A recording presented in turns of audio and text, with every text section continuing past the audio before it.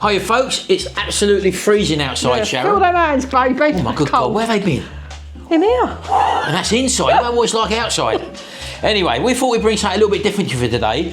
We've got so much old veg left over in the fridge from Christmas and the New Year. And plus we're going away. And we're going away, so we thought we'd just start to use all the stuff up. So we're going to get the old pressure cooker out and we're going to throw it all in and make some soup. Winter warmer soup. Vegetable soup, but if you wanted meat in it, obviously put what you like meat in it. But we're just going to use all our vegetables up. So let's get going, show you what we've done so far, get it in there, see how long it takes to cook. It's a one-pot wonder, Sharon. I love my one-pot wonders, you know that. Right, so we had this old basket of vegetable left over, which you've actually done a lot of chopping at the moment. Yeah. And as you can see, we've got some carrots there. We've got some parsnips. What's these? Potatoes. Little potatoes. We've got some onion there. Yeah. We've also got some leek there as well. There was loads of this. That's a big chunk, yeah? Don't matter though, well, it doesn't matter because it's getting pressure cooked. So we've got some celery. We've also got some Brussels sprouts there. There's some old tomatoes there, which we're going to throw in as well. We've got some curly kale. We've also got a stock cube. This is a vegetable chicken. Yeah. A vegetable chicken, Sharon. Yeah, this is a chicken stock cube, just to add it a bit more flavour. And what we also got here. You going to put any of this in? I don't think so, no. You're not going to bother with it? I'm going to keep that one because, as you know, this will be for another recipe that I'm doing. Right, well that's already been done, isn't it, for the Sunday, yeah. So this video is filmed in advance, folks. Right, so that's what we got there. So we're going to be using the Cosori pressure cooker here. Yeah. And again, it's empty at the moment. You're just going to put all the veg in. And as you said, you haven't got to chop it up small because it's going to be pressure cooked. Yeah, it's going to be pressure cooked and it's also going to be blended afterwards as well. If you want it blended, we like it blended. So there's no measurements here, Sharon. It's just throw it all in, isn't it? What's easier than that? Yeah. And we've also got some curly cow here. This can be a little bit stalky, as you can see there, look. A little bit woody, that's how it's come in the packet. We haven't done anything to this apart from wash it. That is so good for you But this as well. is going to be blended, Sharon, it. So we're not worried about little bits of stalk in there. And you're putting in a, what's that? That's half a pint. Just chicken stock, 300 mils. Well, it's half a pint, yeah. 300 mils or half a pint.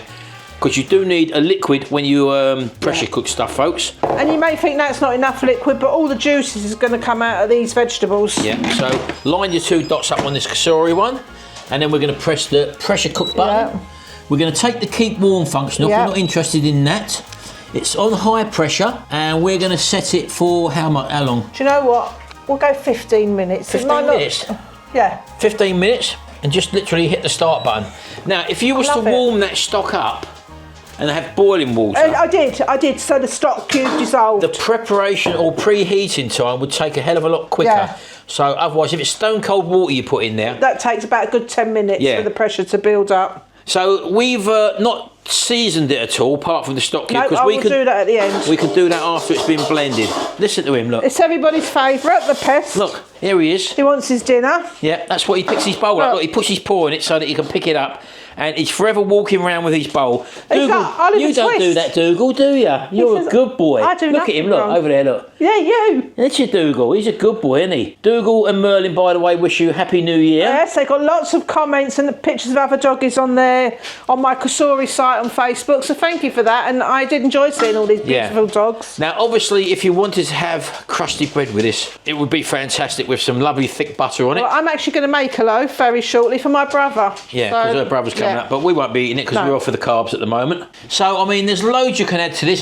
There's no recipe. Yeah, it's just throw what you've got in there. Spices to it and everything. But, you know, Frank's going to be having this as well, so I'm not going to add a lot of spices. He gets all his flavours from the vegetables there. Yeah, and also you can put tin tomatoes in there. You can put beans in there. You can put mushrooms in there. Pearl barley. You can put in there, make like a Scotch broth then, lentils and all that. Do soak your lentils first or whatever. Butternut, squash. Yeah. You can put kidney beans in there, chickpeas, all that sort of stuff. Anything you want. And then somebody's now going to write in the comments, you left so-and-so out. Well, no, because that's just it, Shell. It's literally use up what you've got in the fridge and whack it in there. Don't waste your money. Put it in, and you can freeze it as well, the soup. And also, when it's actually blended down, you don't have to fully blend it into a pulp. You can leave some with chunks, and we'll decide that as we go along. So let's leave that on there for 15 minutes. Come back to it. See how much water has actually come out of that veg. We've only put, I say, half a pint in there. See how it goes. because sometimes if you don't put enough fluid in with a pressure cooker, what can happen, it could come up with a fault, can't it? Yeah, it will come up as a fault, and you'll smell the burning anyway. Yeah, and it'll say burning or something like that on the front of it. But we're hoping that's not going to happen. We've only put half an hour, half a pint in, or 300 millilitres. We normally put a pint in or something like that, don't we? But because it's all vegetables and it's all going to release all the water out of the veg, that's the reason why. So it's a little bit of a test for us. So let's come back in 15 minutes, see what's happening, and then we'll take it to the next stage and increase the flavour, because veg on its own, Shell, can be just a little bit bland, can't it? Oh, it can be, but when you have it's fresh veg, it's a totally different thing. When you think you buy vegetable soup in a can and then you try that vegetable soup, totally different. It's a taste sensation. Anyway, we'll come back to you in a minute, folks. Right, here we go. We've just vented it, people. 15 minutes, Sharon. That's all it was, wasn't it? Although it took longer because obviously it's got to go through the preheating style first of all. So what have you done to make that steam off? You've just opened that little vent there on that one, haven't you? That's all you've got there, that little lever there, people. That's it. And we've got some salt and also some pepper, because bearing in mind, as I said, we haven't actually seasoned this yet, have we? No. Now you've also got your plunger there, your plunge mixer. Not plugged in yet, of course.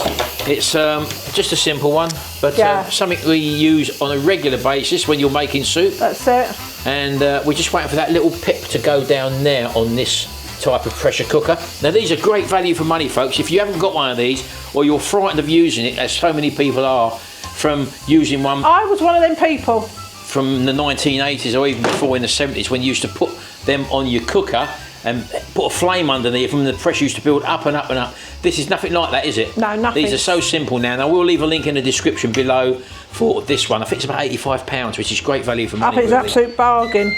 Right, here we go. We're just waiting for that pip to drop down, just like it's done now, which means you can now open the lid, Sharon. Let's have a look at it. That's not this one, folks. We've got the other one on the go over there, so that's that one working over there. Now, as you can see, there's loads of liquid come out there, look. And that veg, look how soft that carrot is. You just push the knife through that, look.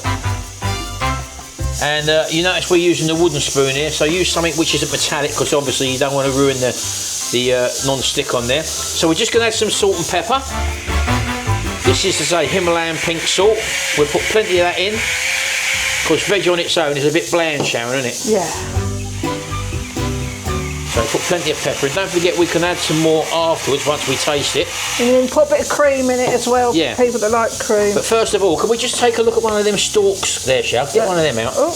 On that, this here. Now this, as you remember, was really, it's really hot. Look how that's falling apart, look. Oh, I can't even squeeze it, look. Look at that, look.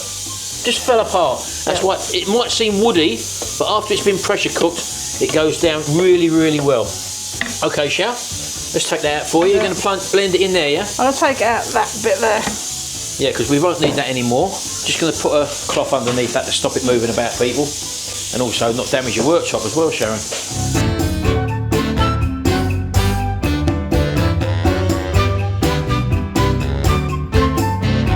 Right, so in with a plunger. And the blade is not going to hit the bottom for you. No, so it doesn't matter. It's all plastic in there. So, right, we'll just put it in first and then just gently start plunging it.